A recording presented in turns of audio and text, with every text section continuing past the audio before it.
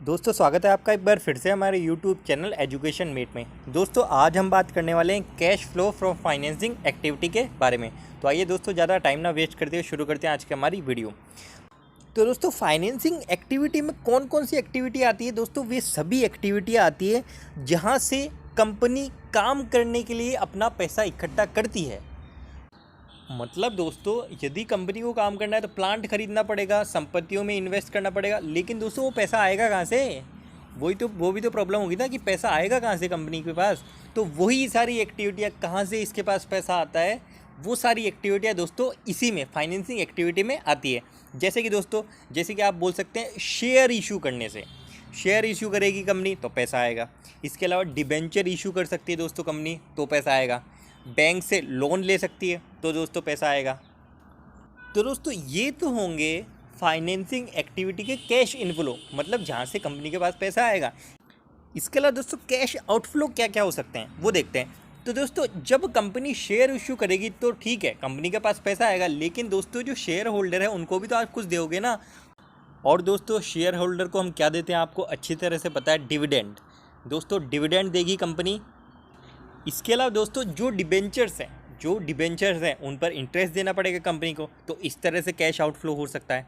इसके अलावा दोस्तों बैंक से लोन ले रखा है तो लोन पर इंटरेस्ट देना पड़ेगा, तो इस तरह भी दोस्तों फाइनेंसिंग एक्टिविटी से कैश आउटफ्लो हो सकता है। इसके अलावा दोस्तों जो पूंजी है, मतलब शेयर होल्डर्स हैं, उनकी पूंजी भी तो कभी ना कभी वापस लौटाएगी कंपनी, तो रीपेमेंट ऑफ दैट कैपिटल।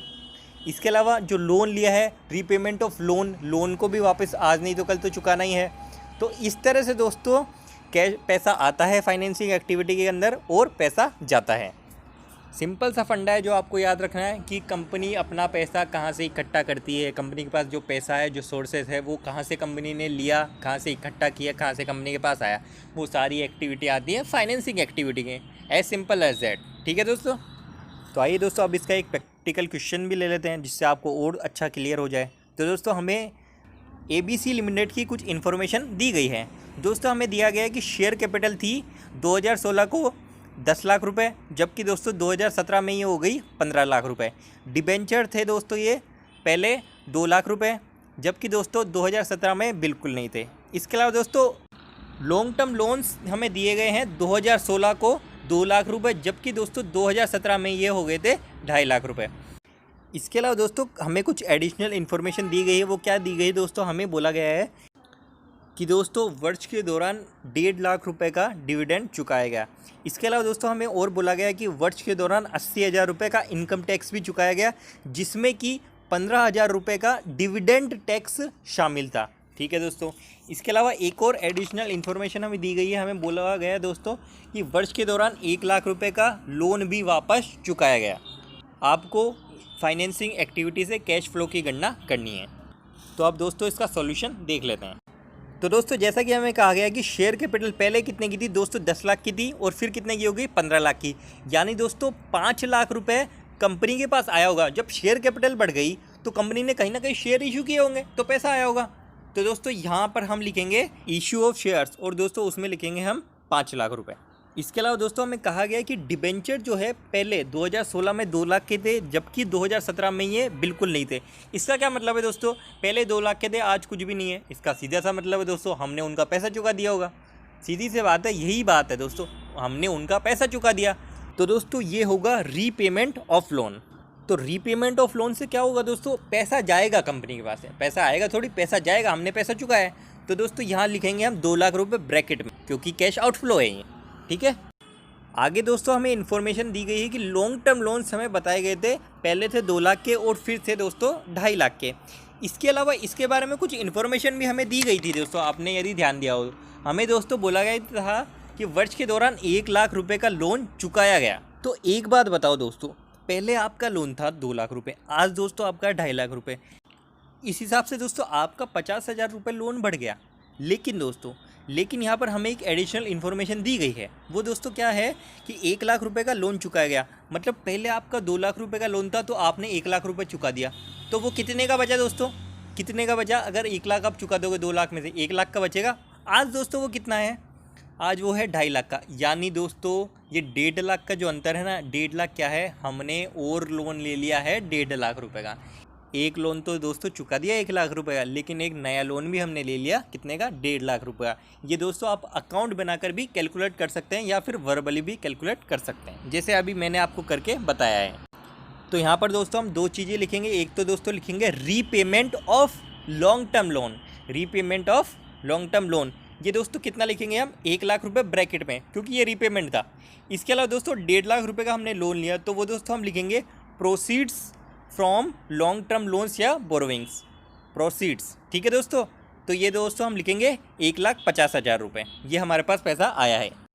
इसके अलावा दोस्तों हमें बोला गया कि 1.5 लाख रुपए का डिविडेंड भी चुकाया गया। तो दोस्तों डिविडेंड चुकाएंगे तो सिंपल सी बात है, पैसा जाएगा कंपनी के पास से, तो हम लिखेंगे डिविडेंड पेड के नाम से 1,50,000 रुपये ब्रैकेट में।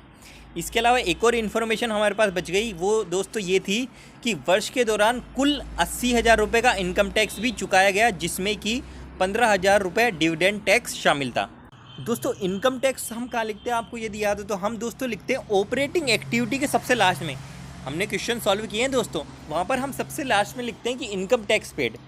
अब दोस्तों यहाँ पर एक लोचा ये है कि 80,000 का टोटल इनकम टैक्स ये बता रहे हैं, जिसमें से 15,000 बता रहे हैं कि डिविडेंड टैक्स के हैं। तो दोस्तों 15,000 जो रुपये है ना, वो हम कहाँ लिखेंगे, इसमें लिखेंगे दोस्तों फाइनेंशियल एक्टिविटी में, क्योंकि दोस्तों ये डिविडेंड से संबंधित है। और डिविडेंड किससे संबंधित है, फाइनेंसिंग एक्टिविटी से। तो दोस्तों यहाँ पर हम लिखेंगे डिविडेंड टैक्स पेड 15,000 रुपये ब्रैकेट में, तो इसी में लिखेंगे हम।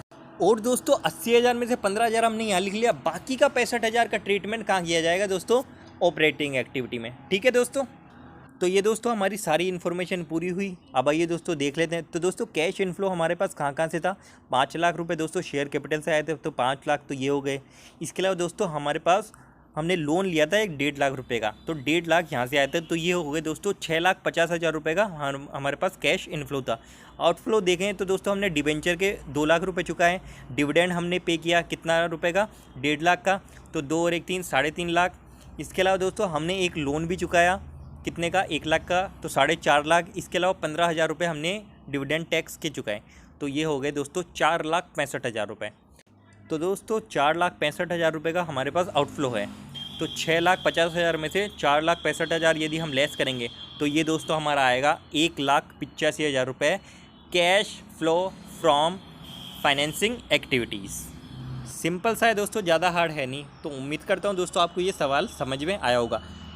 तो इस तरह से दोस्तों जो आपके इस चैप्टर के टॉपिक्स थे वो भी पूरे हो गए। वैसे दोस्तों मैं साथ साथ आपको प्रैक्टिकल भी कराते आ रहा हूँ, लेकिन दोस्तों कल से हम और भी इसके प्रैक्टिकल करेंगे। बाकी दोस्तों टॉपिक वाइज ये चैप्टर पूरा हो चुका है आज। कल से दोस्तों इसके थोड़े प्रैक्टिकल हम और देख लेंगे। तो आज की वीडियो में दोस्तों बस इतना ही। वीडियो यदि पसंद आए तो वीडियो को लाइक करें, चैनल को सब्सक्राइब करें और शेयर भी करें। धन्यवाद।